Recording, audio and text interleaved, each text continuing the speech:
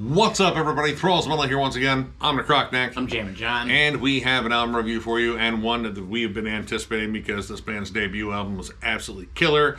It's been 5 years since that, and that is entirely too long of a gap between a debut and a sophomore album, in my opinion. Yes. Anyway, we are going to go over the latest offering from Proscription, Desolate Divine.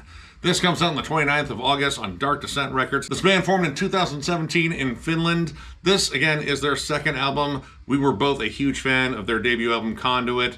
It is legit as creepy and haunting as that album cover looks. Yes. And again, they've been kind of gone for such a long time that I kind of forgot about this band. Again, 5 years between that album and their sophomore follow-up. They did have a split that came out, I want to say, last year, which had one of these songs on it. But outside of that, this band has been pretty damn quiet. And I missed them. I don't know if I would say I forgot about them because I listen to a lot of Spotify playlists that often contain this band in it. So I still hear it from time to time, but I always think about, man, it's been such a long time since we got a new Prescription, and now here it finally is. So cool. Yeah, dude. I mean, whenever it comes up on random, and I see that album cover pop up, it's like, oh man, I remember how creepy this album is. It's just dark and fucking dingy, and it feels like I should have joined a cult along with this because that's what the album cover seems like it's suggesting. That's true. I never thought about that. That's true. Yeah, if you play this album backwards, that dude shows up at your doorstep with a pamphlet. And for those that don't know, this band is blackened death metal, very atmospheric, features current and former members of bands like Lantern, Cryptborn, and at least in a live capacity, some members that played in Desolate Shrine as well. All those bands I really enjoy. And again, I was pretty hyped for this one because Conduit is just dense and murky and atmospheric and just dark as hell. Very comparable to Sulfureon. Yeah. Desolate Shrine, honestly, is very comparable to them too. But this album is very different. This one is notably more aggressive. We definitely have a change in terms of production style in here. This was mixed and mastered by Dave Otero, who does magnificent work across the board. But this sounds way more crisp, way more brutal. Mm-hmm. And I don't know, he kind of scraped off a layer of murk on here that I think, was kind of necessary. But it does give this band kind of a different sound. I mean, this gives them the massive sound that the last Sulfureon record had. Just huge, massive, multi-layers. This album is dense as shit. Not light, not people, not monsters, not anything. It's just right there. But God, is it aggressive. And that's pretty much non-stop throughout the entire record. There's 9 tracks, and for the first 7 tracks, there's no filler whatsoever. Brutal riffing, speedy drumming, never-ending tremolos. I mean, that's the first 7 songs. Yeah, very demonic-sounding vocals. Again, with the change in production, though, the vocals on the first one were very cavernous. And you had an alternating, high scream and low roar. And they seemed to, swirl about each other with these, very, just ugly, kind of murky-sounding guitars. Here, the guitars are very crisp and very out front. In fact, everything on here feels very out front. The drums have a giant fucking, punch to them. The guitars, again, just huge and resonating. The vocals kind of move around in the mix. Sometimes they're a little bit more in the background. Most of the time, they're right out front. But that kind of matches this album's intensity because this album, I would say, is faster. It's more brutal. In a way, it's less atmospheric, but at the same time, it's still very distant. It's just like the modus operandi has kind of changed for this band. Instead of trying to lure you in with atmosphere and darkness, it kind of just charges right at you with a fucking machete. Gleam of the Morning Star, right away, the opening track, there's no pretense, there's no nothing. It comes in like a fucking jump scare. Yeah. Actually, we both jumped. Yeah, whoa! I was expecting something to lead it in, not saying it needed an intro or anything like that, but just hey, a little bit of a build-up. But no, it just goes right for the throat, blast beats, crazy turnovers.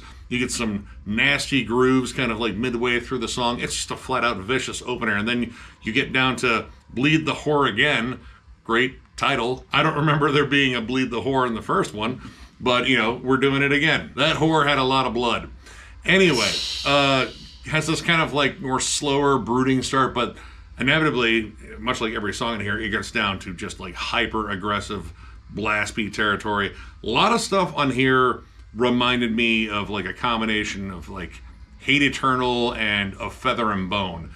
You know, it's very dense. It's just constantly going with these like ripping tremolos and just machine gun riffs. And it's just a wall of heavy that just slams into you. You get that constant, like, static hiss going from the never-ending tremolos. Pretty much just unrelenting. There are slower moments, like The Midnight God. That song I really like. Starts out dissonant. You get some isolated tremolos. It's slower. It's got a big, evil, descending melody. You get some big, doomy harmonies in the breakdown. So, like, it still has a go-for-the-throat moment, but at least it's got something to break that up, too. Yeah, because, like, breaking stuff up on here, I will say that is one of the big differences between, you know, this and Conduit, where, you know, Conduit, I feel like there's a lot of more open space. There's more, like, points where they're building. The builds in here generally are very short. Like, occasionally you get, like, a good isolated riff, and to their credit, when they select a riff to isolate, it's generally a fucking banger. But in terms of that build time and letting the atmosphere well up, there's not as much of that. Like, in fact, it kind of just explodes at a certain mark, and then you're kind of just right into this, again, wall of heavy, whether it's groove laden or it's just blast beats, but it's just dense as hell. There's some really clever breakdowns on here, some really fun, like, you know, immolation like drum patterns where they're like a little bit off, or they're playing with some different accents on there. Some really gross bending, lurching riffs. And yeah, a lurching, bending riff usually elicits a certain reaction from us where our lips curl up all the way to our eyebrows. I mean, that's the sign of a really good moment in any record, I will admit. Pure darkness and stank. Darkness and stank, okay. And contrary to popular belief, outside of my job where I have to smile at people, I don't smile a whole lot anyway. I kind of like the feeling of the stank face. It's like getting a little workout, just I don't know. It seems like I make this face so much in metal that, I don't know, it feels right. Entreaty of the very end, and heave ho, ye igneous Leviathan. Heave ho. Heave ho, indeed. That's a hell of a song title. And it can only be said that way. But both those songs have these really gnarly, more like doom-laden sections. You know, again, bending, lurching riffs. They sound menacing and dark, but not like hyper-aggressive. But inevitably, hyper-aggressive kind of takes over, because that is, I would say, like, baseline the speed of this. Because for every slow moment on here, there is, well, the rest of it, which is like just high-paced, you know, whether it's like just rapid fire blasts or like more thrashy blast patterns. This album is going a lot faster overall than Conduit, which Conduit had a lot of blast beats, but in terms of like the riff patterns, they kind of felt a little bit more like slow and menacing. So you get that kind of like cool contrast between this like dingy kind of murky doomy riff, but also a blast beat pattern under it. And I really liked that combination, and I didn't find a lot of that on here. Yeah, this record flows more like a Deicide record, just without those overtly thrashy moments. Example being the title track, Desolate Divine. It's a face melter. It kicks in the door and it doesn't let up. It slows down a little bit for like that really like catchy double time groove that's in there. But other than that, you're off. That's it. And it's like kind of a back and forth between like just a couple of different riffs on that one. They're both aggressive as hell, like relentless fucking chugging on there. And again, like these vocals that just sound demonic as hell. I will say they don't use the high vocals as much, or at least like standalone high vocals. They're mostly blended. There's a couple of moments where it sounds like, you know, something howling in the distance, but for the most part, it's the just dominant like low growls on here, which I mean at times definitely gave me like a Deicide vibe. Vital Remains maybe too. Now, as we said, the first 7 tracks are a no breaks run. You know, you don't get a lot of like setup or intros. You don't get a lot of like pauses in terms of, you know, like atmospheric swells to kind of build into the next transition.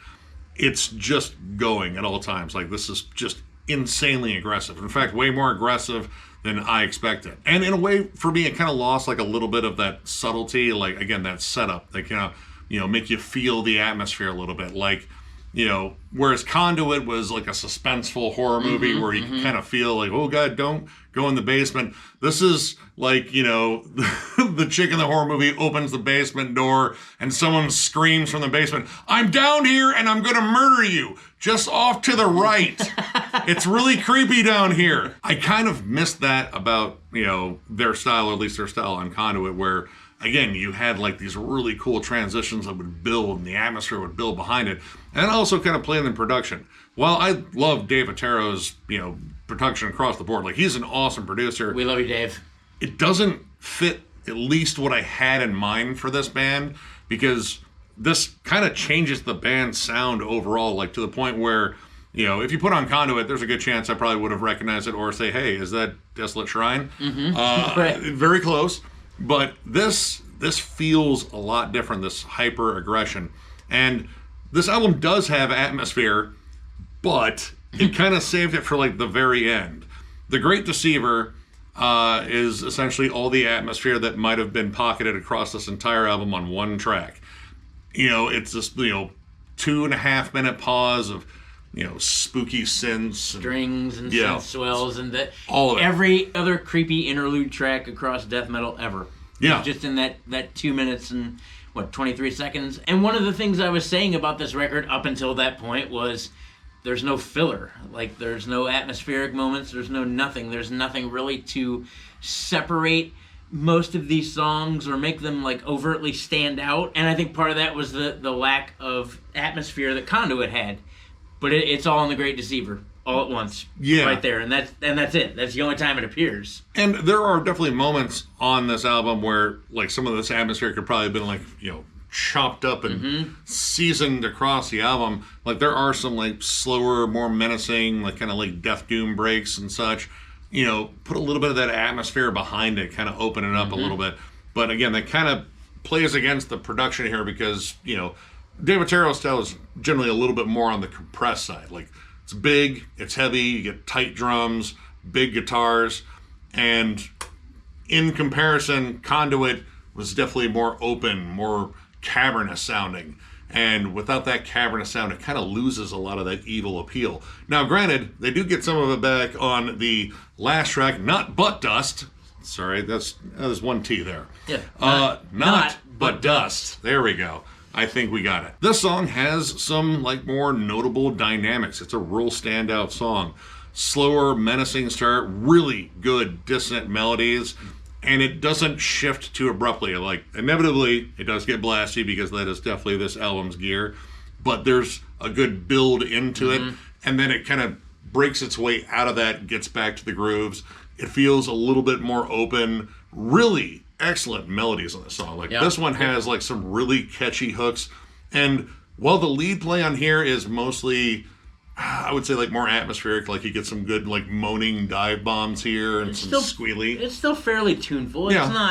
It's not bad. Dare I say it's better than I thought it would be, given the content of this album, which is mostly just, again, bludgeoning to the face with a series of sledgehammers. Like, it was more tuneful than that. True, but this last lead that's on it is easily the most melodic part of the album. And a great outro, like this long instrumental outro on this track, I think is absolutely fantastic. So the whole thing on here was, like, this band has definitely changed their sound somewhat.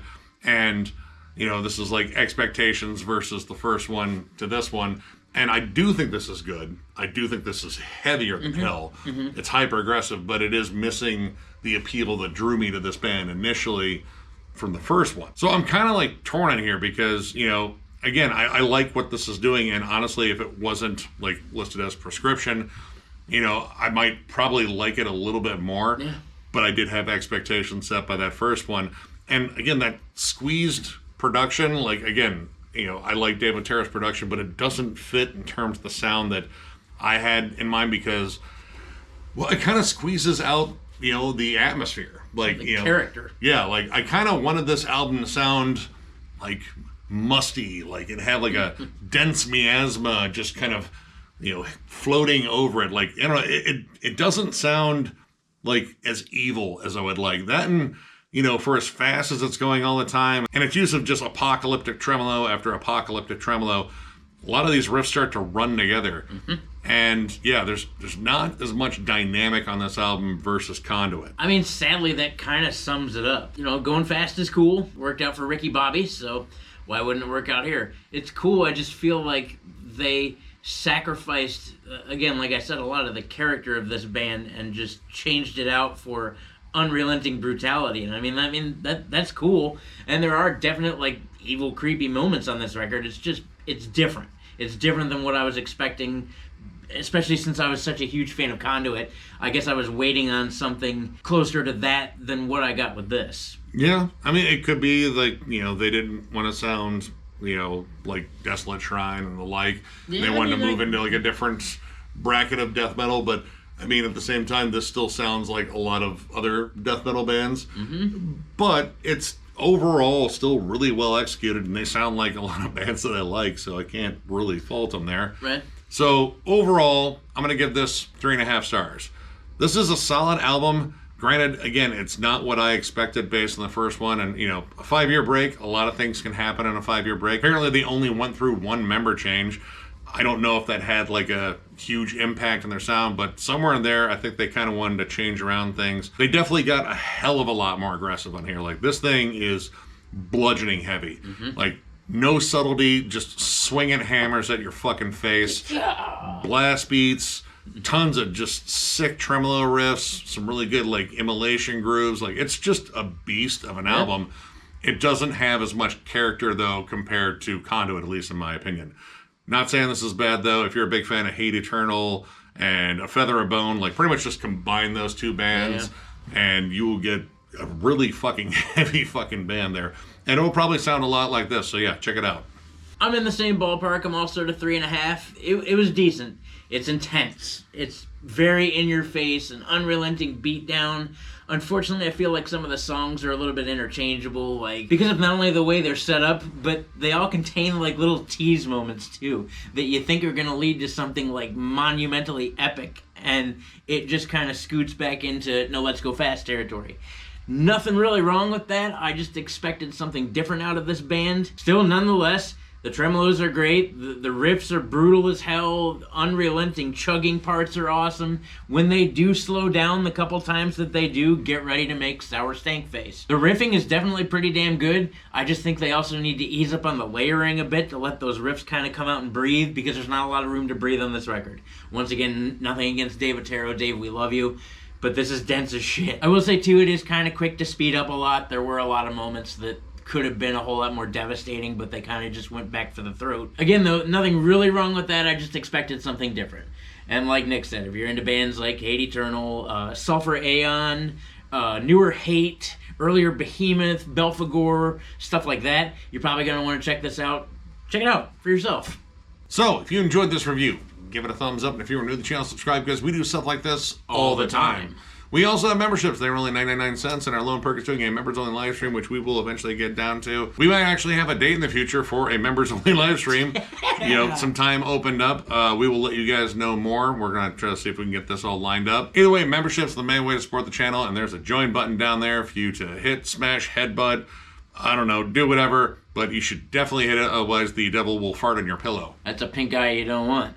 Anyway, even if you don't hit the membership button, it's cool. We have non-members only live streams, which we will also get back to at some point in time here. We have discography rankings. At the Gates is coming. In tandem with that, we have the Thralls of Metal Greatest Hits, where we pick the greatest hits out of an entire discography that we ranked. I hate doing it, but here we are. That leads me to this point. We do tons of metal stuff all the time on this channel. We do it for you guys, and we appreciate you being here. Thank you for being a part of Thralls of Metal. Tons of stuff coming your way, never-ending segments, blah, blah, blah, blah, blah. Nick, tell them more. You guys absolutely rule. I mean, you know this part of the video. We always tell you guys rule, because you fucking do. You do. And, of course, tons of content coming in the future. So one more big thank you, because you guys are awesome, and we will catch you later.